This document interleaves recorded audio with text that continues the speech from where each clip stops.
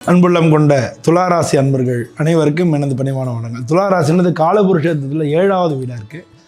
இந்த ராசிக்கு அதிபதி சுக்கிரன்.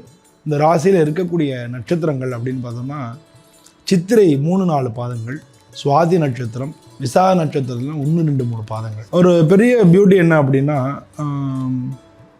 ரிஷப ராசிக்கும் சுக்கிரன் தான் அதிபதி, துலா ராசிக்கும் சுக்கிரன் தான் அதிபதி. இப்போ உங்கள் 2 பேரோட கேரக்டர் பார்த்தோன்னா கொஞ்சம் ஆப்போசிட்டாக இருக்க மாதிரியே இருக்கும். துலா ராசின்றது எதையுமே எடை போடுறவங்க. அதனால் இந்த ராசி அடையாளமே துலாம் அப்படின்னு சொல்லி தராசு இருக்கு இல்லையா, அதான் அடையாளம். ஸோ அது எதையுமே எடை போடக்கூடியவங்க.